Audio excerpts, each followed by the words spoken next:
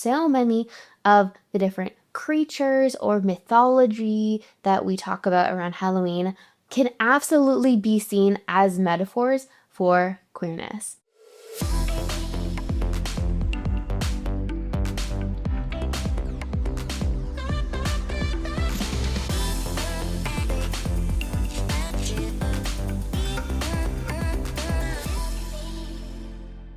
Hello and welcome to the Eva Bloom podcast. I'm your host, Eva Bloom, a non-binary queer late bloomer coach, community facilitator, and inclusive sex ed speaker, and I'm so incredibly stoked that you're here. Welcome back from our mid-season 2 break. I'm so excited to be back and here with you. Also, if it's your first time listening to the podcast, hello. An extra special welcome to you too. The Eva Bloom podcast is all about giving you the tools and frameworks to help you make sense of your coming out late bloomer journey, as well as a little bit of personal storytelling on my part to help you feel a little bit less alone.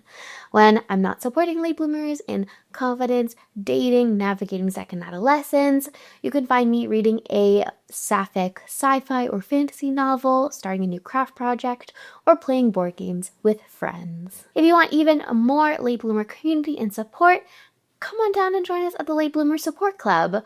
It is a monthly membership that gives you at least one call per month, a themed call talking about exploring compet and second adolescence and the baby queer feels of it all in a community of other late bloomers, plus access to our amazing community Discord where we are sharing queer music and book recommendations. We are troubleshooting people's first dates.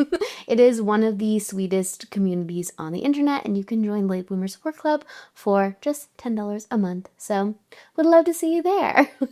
Our monthly calls are the first Monday of every month. So our next one up is November 3rd, and we are talking about the mind-body connection as it relates to being a late bloomer queer person. How compet forces us to shut off a lot of information we get from our body and how to reconnect that and experience queer joy and attraction, all of that beautiful stuff. For this week's episode back of the Eva Bloom podcast, I am so incredibly excited. It does feel, as I was prepping for this episode, as if this podcast is an elaborate ruse for me to just make this episode. That if I were to be asked to be like, hey, Eva, you get to have a podcast, like, to just yap, like, get on your soapbox about, like, absolutely anything. And this is one of my all-time favorite things to yap about. I love Halloween. I love Halloween season. I ask my friends all the time, like, what are you doing for Halloween season? In the same way that some people would ask about, like, Christmas or, like, I don't know, other, like, what are you doing for the summer? I'm like, no. I want to know what's on your spooky movie list. I want to know what you're going to be for Halloween. I am a Scorpio, and I love Halloween, and my love for Halloween has only grown since coming out as a lesbian and non-binary, and truly diving into how queer the season is. Last year, there was a whole bunch of memes around, like, what do you mean gay Halloween? What do you mean you're dressed up as the passenger seat and Chapel Row, and like how wild queer people get with like costumes and creating these like niche specific costumes that relate to queer culture. But the queerness of Halloween goes much deeper than that, and that's what we're exploring in today's podcast episode. We're talking about why Halloween is so gay from a lot of different reasons. Absolutely a lot of it relating to queer liberation in ways that are fun and playful, and also in ways that are pretty dark and profound. So I'm incredibly excited for this episode. Strap on in. I first want to kick off by talking about some of our historical roots. How far are we going back in terms of how Halloween is so queer?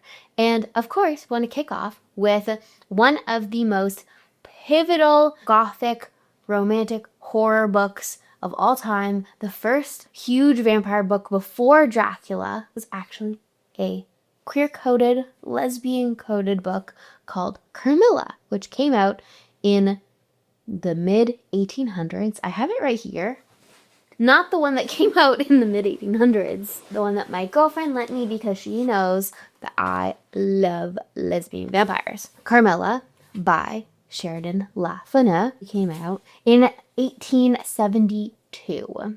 Sheridan Le Fanu is one of the pivotal authors of this gothic horror, mystery, subtle supernatural, 19th century vampirism. And Carmilla is the story of a girl who lives with her dad in this big house, and all of a sudden one day there's a very dramatic carriage breakdown in front of their house, and oh no, there's this girl in the carriage and she has to stay with them. And she finds out that this girl came to her in a dream when she was little, and they both had that dream. And I'm not done it because my mental health was bad, but it is a very sensual story. It is a very sensual story. Vampirism. It is gay, lesbian. And there have been so many adaptations of Carmilla, and it really influenced so many vampire stories. So we have Carmilla as one of the OG supernatural horror vampire stories, and it is lesbian coded.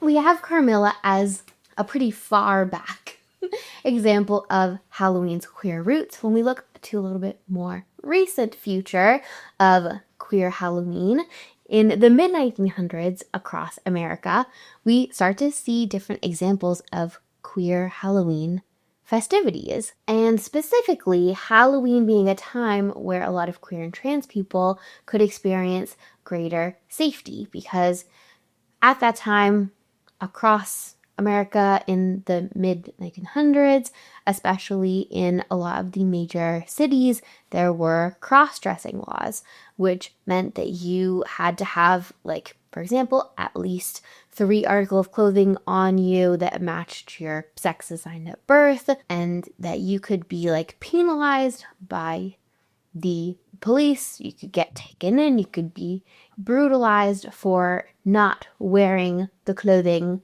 that you were supposed to wear in terms of your sex assigned at birth. But Halloween was one of those times when there was a little bit more flexibility, a little bit more leniency, maybe even a little bit more celebration about gender expansiveness, gender bending in terms of clothing and attire and expression in terms of gender nonconformity. So one example of this is we have record in 1935 of Alfred Finney, who is a Black gay man living in Chicago, who would throw these huge queer and trans drag balls to celebrate Halloween. And hundreds of people would be in attendance. You would have queer reporters like sharing this information. So we start to see Halloween being a time where queer people can congregate and celebrate, and something that a lot of queer people resonate with and want to get together to make a big deal about, to celebrate dressing up and expression and, camp, doing things over the top, and that is like such a huge part of the Halloween spirit and of queer culture. We also see examples of this, something called Bitches Christmas, which you could think maybe that connects to the idea of like Halloween as gay Christmas, where a group of drag queens would do a bar crawl on Halloween and go from bar to bar to bar, starting in like the 50s and 60s.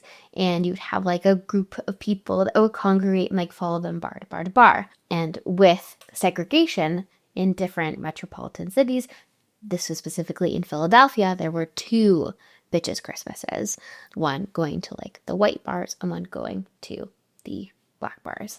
So this idea of even across so many countries now, thinking of me in Toronto and the Village is such a huge, vibrant place to be on Halloween. The Gay Village in Toronto, you see extravagant costumes everywhere. There's basically like a whole parade down Church Street, which is the main drag in Toronto. So many drag performers out, and so many people that this is the place that you go on Halloween to be in the atmosphere and in the vibe, is to be around queer people. We also see big queer Halloween celebrations popping up in the 70s and 80s. For example, the New York Greenwich Village Halloween Parade. For example, in New York, in LA, these huge queer Halloween celebrations that many of them are continued today, started in the 70s and 80s.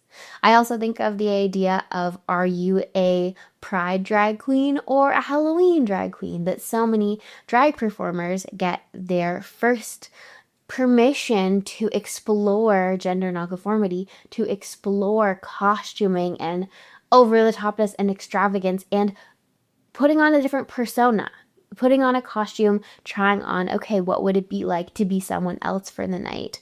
That is often an opportunity that people have on Halloween. So that's why a lot of drag performers get their first start at performing on Halloween and decide, oh my gosh, this is something that actually really resonates deep within me and my soul.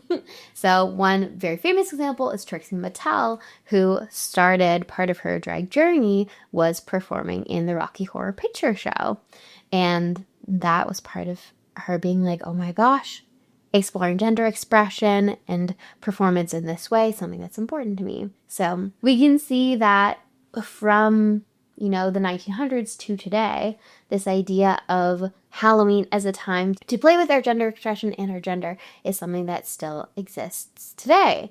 I know for myself, some of the most memorable Halloween costumes I had as a small child before I knew that I was non-binary was getting dressed up as Peter Pan. And that was really special. Peter Pan, I think, for folks who don't know, in terms of the play and the stage adaptation, is oftentimes played by an adult woman, because on a stage production, they are read as a young adolescent. So a lot of the times you get a butch performer to be Peter Pan. And just learning about that was so resonant for me when I was little in a way that I didn't fully understand.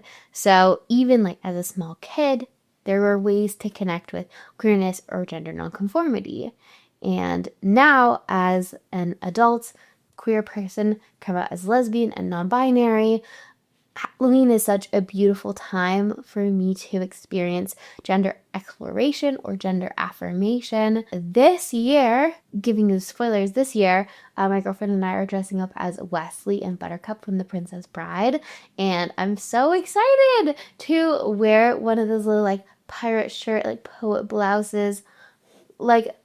Men's fashion has so little opportunity to be sexy in camp, and that little billowy blouse is one of them, and I'm so obsessed and excited to get to feel affirmed in my gender in that way. And since coming out as non-binary, I've explored a lot of different costumes that really felt good, and enjoying Halloween without the pressure to perform femininity or perform hetero-femininity in the way that I had before. I remember going to Halloween parties in my undergrad, at university, or even in high school, and really feeling that pressure of okay, Halloween is about being sexy, and it's about being sexy for men, so that they'll think you're sexy, and maybe you'll hook up with someone at a Halloween party, you'll hook up with some guy at a Halloween party.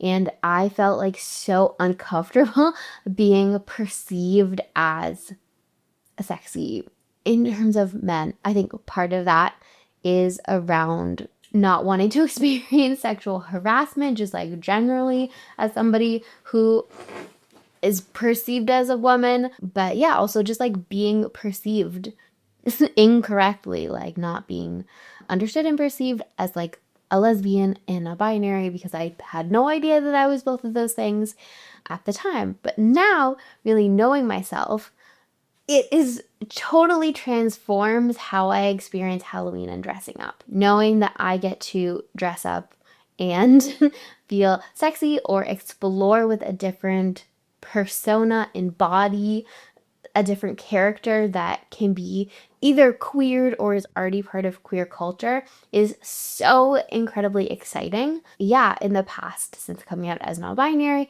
I have been a cowboy for Halloween, which is when I met my girlfriend. I was a cowboy and they were Ramona Flowers from Scott Pilgrim versus the World, who queer, Scott Pilgrim, I would say, trans femme, egg. You can Scott Pilgrim, non-binary, butch. Like, I see it. But I've been a cowboy. I have been dressed up as Ida Eggfort. Please, people, to mention 20 fans, Dropout fans, please sound off in the chat if you know who Ida Eggfort is. She is one of my all-time favorite fictional characters. She is a half phoenix librarian pirate, which basically means she's like the coolest ever. She's an autistic lesbian. She's incredibly powerful. She loves her girlfriend, would do anything for her. So I dressed up as her for, I think, the first Halloween after I came out. Also dressed up as Milo Thatch from Atlantis. Huge gender envy. And please sound off if you're also like, wow, yeah, relate to him. Want to give those vibes. Want to give those cutie little academic dude vibes. But yeah, that's kind of been my own personal history around Halloween in terms of gender expression. But one of my other all-time favorite things that I love about Halloween in terms of queerness is that so many of the different creatures or mythology that we talk about around Halloween can absolutely be seen as metaphors for queerness in a way that I love so much. One of the obvious ones that I just talked about in terms of Carmilla is vampires. In so much vampire media, and vampire scholarship and books and classic literature, we can think of vampire bloodlust as a metaphor for sexual deviance or desire in the society at the time that was seen as unacceptable or taboo, which is why we see works like Carmilla, like lesbian vampires. Beyond Carmilla, we even have Dracula, which could be argued like the most famous vampire story of all time, and the relationship between Dracula and Jonathan, who is the human that goes and stays at Dracula's castle. There are they're queer-coded vibes between him and of, Dracula and in of himself. And Bram Stoker, longtime friend of like Oscar Wilde, famous queer poet, like there's queer shit happening. I think for me, in terms of like what resonates so strongly around vampires is as a lesbian who didn't realize that they were queer, had to like suppress a lot of my own queer desires because of compet, feeling like it was not acceptable or as like a good person or a good girl, like I shouldn't be queer. I so connect with the vampire ethos. This idea that desiring another person for their flesh and blood, wanting to consume and devour them is like dangerous or like evil or should be shunned from society, feels very resonant. That my own sapphic desire, my desire to like be attracted to somebody's body, my desire to want to be close to somebody, to want to devour them, that this idea of like sexuality being shameful and desires of the flesh being shameful is something that resonates with me, and is something that brings me a lot of joy in terms of reading sapphic vampire stories that explore these elements, that reclaim this idea that the desires of your body are not bad, that your desires of your body are something that can be wanted by another person, that can be a form of connection, that you don't need to isolate yourself in the big castle with a bunch of bats, that like people aren't scared of you, that you can find community and you can find love. Those kind of stories and narratives within the idea of exploring vampirism very much feel connected to queerness in that way for me. I was going to talk about this later in the one of my loving section, but I just finished an excellent lesbian vampire book in time for the season called Afterglow by Emily Antoinette. And if what I'm talking about resonates with you, if you were also a tween or a teen that loved Twilight and Kristen Stewart, and turns out you're a big I was gonna say you're a big gay, but you're a lesbian, you're bisexual, you're queer, I would really recommend reading Afterglow by Emily Antoinette. It's adult, and that's all I have to say about that. But beyond vampires, which I'm obviously very passionate about, there are so many other creatures or monsters that you could view with a queer lens. Peripherally to this, one example I love, one of my favorite, movies to watch this season is Jennifer's Body, which is about a demon, but it is about like consumption of blood and people's bodies. And you see Megan Fox, who is bi, at the end of the movie talks about like going both ways in terms of consuming like the flesh of both men and women to keep her alive, not just men. So it is a very like a queer story in that way, as well as her like crush and sexual romantic experience with her best friend, which feels so resonant as a like sapphic person, very relatable. So Jennifer's Body feels like an iconic example of this in terms of demons and a queer lens. Also thinking about werewolves. Werewolves are like so, you can explore so much through like a trans lens. Literally thinking about shapeshifters and changing the form of your body and what forms of your body are seen as acceptable or shameful that you should like, werewolves, the idea is that like you need to hide during the full moon who you are. Like you're not allowed to be integrated into society, that you're dangerous. When it's like, okay, like why am I not allowed to exist in all forms of myself in the world? Some examples of this in pop culture, unfortunately,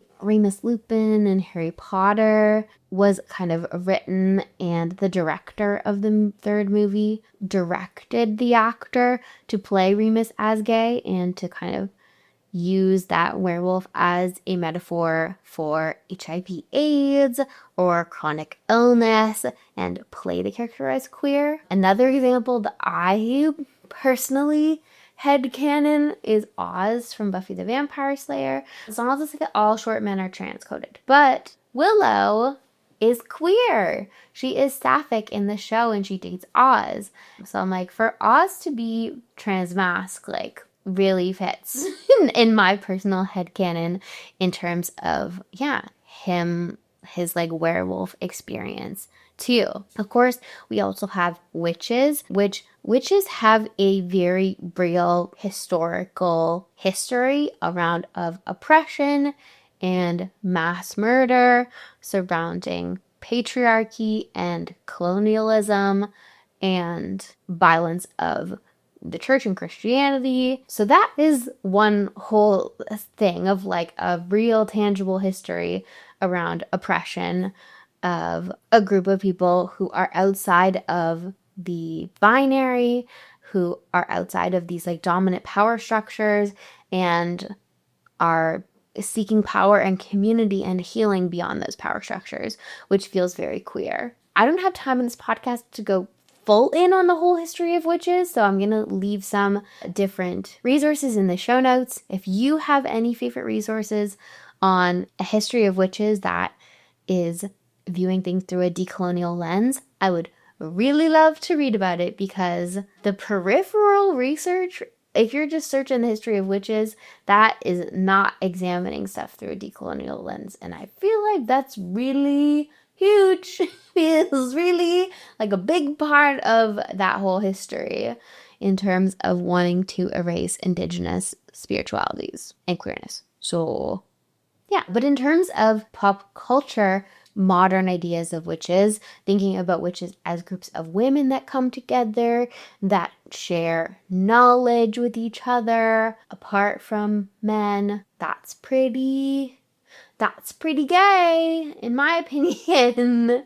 And there are so many examples of queerness and like lesbian alludings to when we think about witches. I've already referenced Buffy the Vampire Slayer, but I will do it again. We think of Willow and Tara, two very famous sapphic witches. Whether or not you headcanon Willow as a lesbian, as bi, as queer, I love all of those interpretations. But yeah, really throughout the series, magic is used as a metaphor for a lot of stuff, but especially in the 4th season when Willow and Tara get together. Magic and witchcraft is absolutely used as a metaphor for lesbianism and queer intimacy.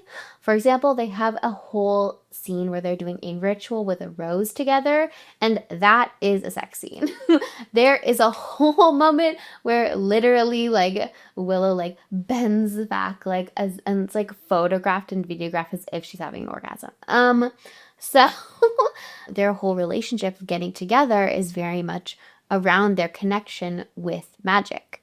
And that's a part of, Willow coming into her queerness and also coming into her witchcraft. So those are very much intertwined in the show in a way that's really cool for me. So yeah, if you have other explorations of creatures and queerness, because this is literally such a huge topic, like there's even like you could talk about like chronic illness in terms of representation and metaphor around creatures and monstrousness as well. That's a whole other area of scholarship that I think overlaps a lot with the idea of queer and trans identities and monstrousness. Again, I don't have time to talk about it in the podcast, but please, if you want to chat with me in the comments, I would love to, because I think it's incredibly interesting and part of why I love Halloween so much. I want to share some different iconic queer and trans coded Halloween figures that are kind of pillar figureheads of the season that are super queer. Number 1, Elvira, goth legend, come out as queer, sapphic, has a hot butch wife. She's out here. All of the sapphics who want a goth girlfriend, she was one of our prototypes. Also thinking of Frankenfurter from Rocky Horror Picture Show, which not without critique, a cis man portraying a gender non-conforming person, whether or not there was a lot of care around that.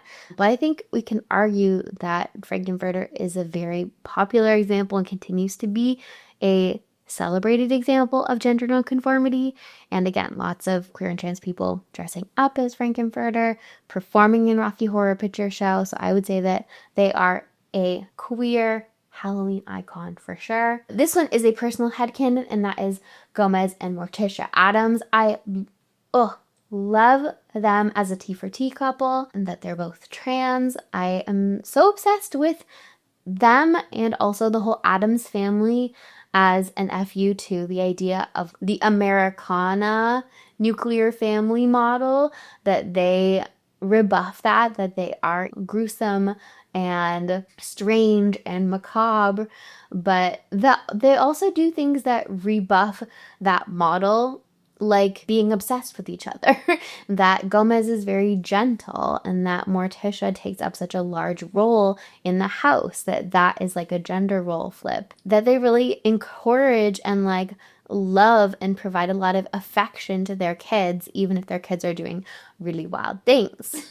So Gomez and Morticia is T for T. I love that. Lastly, I want to give some rapid fire queer and queer coded Halloween viewing recommendations for you if you are thinking about getting spooky, if you're thinking about putting on a little Halloween movie or TV show this week leading up to Halloween. Some of them I have already mentioned. We have, would I put Twilight on this? Sure, let's put Twilight on this. Twilight I would rate as like 1 out of 5 scary. There is blood and biting, but it feels very camp to me. It's mostly pretty chill and melodramatic. It's not queer, but Kristen Stewart is in it, so I'll give you that. We have Jennifer's Body, which I already said. There's a demon. There's also blood in that. I would rate that a 2 out of 5 scaries. There's the Carmilla movie, which is expanded universe of the Carmilla TV series that came out in 2010s, based on Carmilla. So there's lesbian vampire girlfriends. I haven't seen it yet. I would rate it a 1 out of 5 scary. I don't think it's going to be that scary. I think it's pretty gentle and fun and like a bad lesbian movie, but in like a fun, good way. Some more scary ones I haven't seen. We have The Haunting of Bly Manor, which, yes. You tell me that I need to see it because it's so good. I'm a scaredy cat. I would rate that a 3 out of 5 scaries, but incredibly beloved, and I think like really actually genuinely beautiful storytelling. If you love just like horror movies, slasher movies, Fear Street is a horror series that includes sapphic characters in it. I would probably rate that a 4 to 5 scaries. I haven't seen it, but I think it's a good fun time if you want a horror movie slasher with sapphics. A movie that I am debating if I want to get up the nerve to watch is Bit, which is a new horror movie that came out in 2019, I believe, starring Nicole Maynes, who was the first trans girl superhero on Supergirl. But she's really cool. And it is a sapphic feminist horror movie called Bit. I would probably rate it a 3 out of 5 scaries. So we'll see if I get my courage up to go and watch it.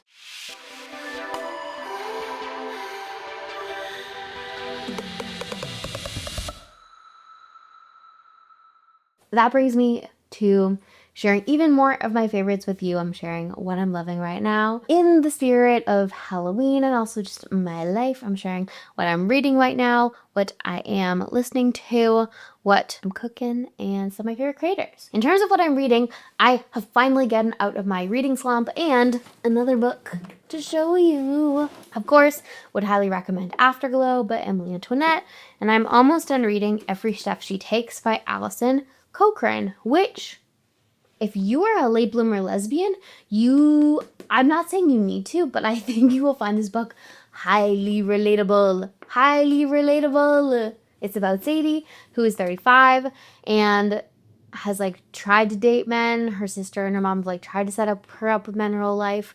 She's hated it, but she's like, wouldn't I know if I was a lesbian by now? I've never had a crush on anyone. And then she meets this hot Portuguese mask woman on her Camino trip, and she figures out vertical college is a lesbian. It's great. It explores a lot of things like queer second adolescence, being a late bloomer, and there's a lot of hot sex scenes in it. So I would recommend it. In terms of what I'm listening to right now, in addition to listening to Molly Grace in preparation for her concert that I went to this past weekend, which was incredible, amazing, so beautiful, so hot sexy. I also listened to her opener, Meg Smith, who dubs herself the patron saint of pop.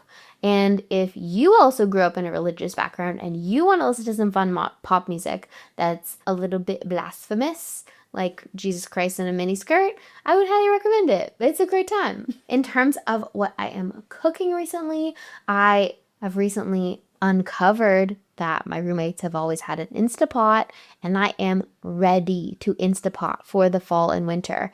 I made a mushroom green bean risotto, vegan, and it was so creamy, and it took literally 7 minutes. So I'm ready. If you have any Instapot recipes, please send them my way. I'm excited. In terms of creators that I'm loving right now, I recently discovered again one of my favorite food vloggers, Blondie in China, and she goes around China and Malaysia and shares a lot of her food adventures, and I'm so excited and obsessed to go back and watch all the vlogs that I've missed. I'm so excited. That wraps the segment on what I'm loving right now, but that's all from me today. I hope you enjoyed this Halloween edition of the Ed & Bloom podcast. I'm very excited to be back to wrap up the end of our second season. This is the first of 6 episodes coming to you for the end of season 2. Please drop any topics or suggestions you would love to see for the end of the season in the comments or DM me. Please follow Ed & Bloom on Instagram. If you go to the Ed & Bloom pod, you will find me. Please subscribe and you can vote on different polls. You can see behind the scenes. I would love to have you there. If you want even more community, as I said, join the Late Bloomer Support Club for monthly calls and Discord at patreon.com/Late Bloomer Support Club. But that's all for me. I hope you have a lovely week, lovely day. Stay curious, keep blooming, and I'll see you in the next episode.